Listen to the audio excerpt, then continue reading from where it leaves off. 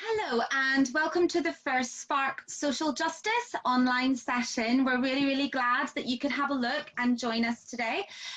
Spark Social Justice is a project that sits within the Leeds Justice and Peace Commission in the Leeds Diocese, and it is a project for 16 to 30-year-olds in the Leeds Diocese, and it exists to raise awareness about really pertinent and important social justice issues. So we've been working with schools and Leeds Trinity University since last September, delivering face-to-face sessions. And now we are really pleased to say that we are able to move to an online format. And so over the next month or a couple of months, we are going to be developing and delivering a series of sessions that we hope that you will find really useful, really valuable, really inspirational, and that will help you feel connected to the project. And so a big welcome back to those of you who are familiar with us and who have worked with us so far, and a very big welcome as well if you have just joined us for the first time. So today's first Spark Social Justice session is going to be about the theme of youth leadership. So we're going to be looking at what makes a good leader, what makes a strong leader, and we're going to be talking about inspirational young people who have really done incredible things and have felt inspired to take positive action also. So I'm really pleased this morning to be joined by Marc Besford, who is National President of the Young Christian Workers. And I'm really pleased to be joined as well by Ben Sinclair. And Ben is... Morning, Ben. Ben is the National Secretary for Young Christian Workers, and Ben is also a seminarian at the Diocese of Hexham and Newcastle, and he's also studying at the Royal English College in Spain, but at the moment he's come back home, haven't you, Ben? I have, yeah. So continuing your studying, but from afar right now, so we're really happy that you could both join us. So Ben, we're going to come to you a little bit later on, but what I thought we could do is start with you, if that's okay, Marc. Yes, and it would be really fantastic if you felt that you could share with us something about your own journey, particularly, you know, as a young person. When did you first become really interested and passionate about social justice issues? And how did that inform your journey and to get to where you are now, if that's all right? Yeah, no problem. So yeah, my journey is quite actually a bumpy one, really. It wasn't never on the same path. It was always different things happening all the time. So I went to college after school only because really because we didn't know what to do. All my friends went and were like, well, what do we do? So after college, really, I started on an apprenticeships and I got going in through there. But I also got really involved in the church at that time, and heavily involved in the parish and wanting to set up different things and do different things. Then it got to a point where I really wanted to set up a youth group to look at social justice issues. And so, the top and bottom of it really was the first meeting. We had a group of adults, a table full of adults, and then right at the back, a table full of young people.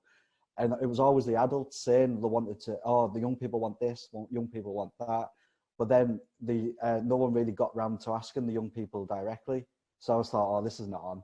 So really we dedicated a full youth group with just young people who would be able to share their own experiences and really their own passions as well for something they can get really involved in. So I finally found on the website the Young Christian Workers, the YCW.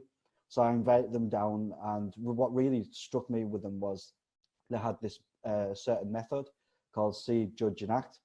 So the C part was obviously looking at the young person personally, looking at their story, their reality, judging it based on the Gospels, so i.e. what would Jesus do? And then being formed by the reality and faith, taking that authentic Christian action and really inspiring and helping the community and the world around us. And then for me personally, I ended up doing some voluntary work for the Young Christian Workers. So I was traveling from home, from Teesside to Manchester for meetings. And then a job opportunity arose. I took the job, and never looked back since. And then going around really the country looking at different what young people can do, and the inspiration that young people can really achieve as well. And then last year, July, at the last National Council, I was voted in as the national president. That's fantastic, and a really amazing example of when young people are really given a voice and feel that their voice is actually heard, and they're encouraged to share their ideas, their thinking, their passions, Absolutely. what they care about. Like, that's incredible. Just when that opportunity arises, the amazing things that can happen as a result of that. And what you said about, you know, the young people were there, they were present, they were physically there, but actually they weren't really connected or feeling heard. I mean, a couple of examples. I mean, I'll give a few later on, but one particular example for my own parish before I moved into the role for the YCW was they looked at the around them in the community. They sat down and was like, right, what can we actually do to make a difference? So they identified the major use of and the major need of the food bank in where I was living, and they did some of their own research. They looked at it, who uses the food bank, what's there for, and they were really astonished to find it wasn't sort of like the stigma behind people who are on benefits. It was actually families who couldn't afford to feed their own family towards the end of the month, that kind of thing. So what they did, they judged it based on Matthew's gospel. So if I was hungry, you give me something to eat. If I was thirsty, you give me something to drink. And these young people thought that gospel passage spoke to them and really inspired them to do something, at least help. So what they did was they spoke at all the masses over the weekend. I think there was 4 at the time. And what they did was then they collected tins of food, they collected toiletries, and they took it down, as young people, took it down to the food bank. But they didn't just stop there. They actually stayed for an hour and a half, packing food parcels, learning what not to put in or what things can go in. They processed the food bank. They found that they have access to internet at food banks where they can look for jobs, etc. And then, so that was their see, judge and act method, really, putting young people first, and really young people taking the lead and inspiring others, really. And it's amazing as well how quickly that was able to happen. So when you've got a group of young people, because part of this project is encouraging the young people to set up their own social justice action group. So when you've got a cohort of young people who all feel the same way, that's a really good example of how quickly you can take action on something that, and that it can have such an amazing positive impact as well, and that anything's possible. Because I think some young people on this project have sort of said, but we don't know where to start, but what can we do? And what you've just provided is a really, clear, concrete example of the steps that you can take as a young person with others to take that action. So that's amazing. Thank you, Mark. And Ben, we were going to come to you a little bit later after Mark shared some slides, but I kind of feel that we might switch things around because it feels actually now like a good time to bring you into the conversation.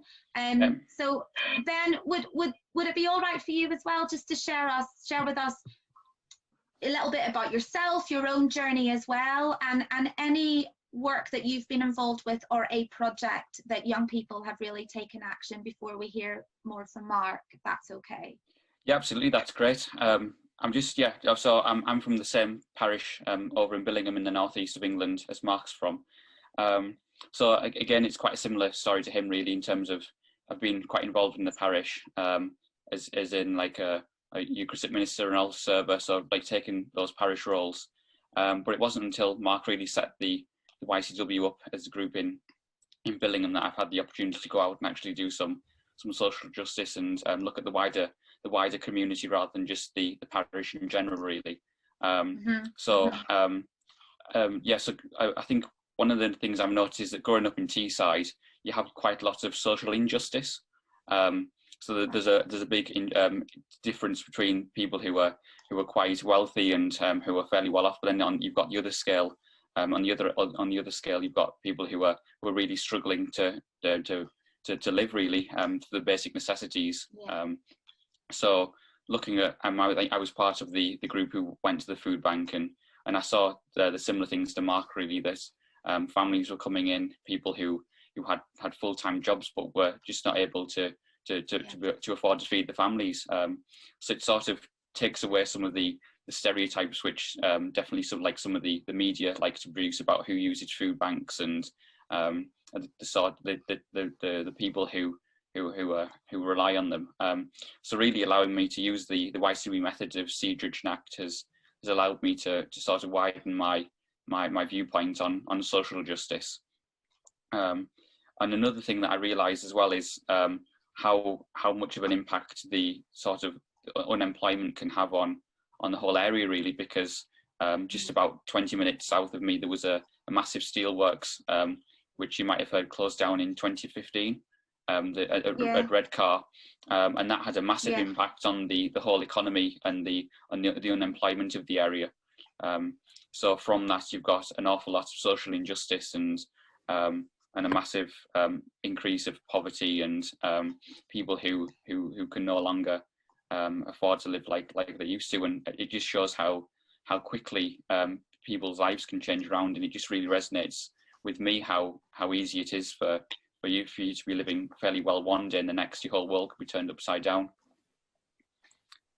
I think, and absolutely, and in the sessions that we've had so far, that's something that myself and the other facilitators have definitely spoken about with the young people, is that, you know, one day everything's okay and literally the next day, for whatever reason, everything can change. And we talk a lot about having a safety net. What does a safety net mean, and what do you need in your life to keep safe?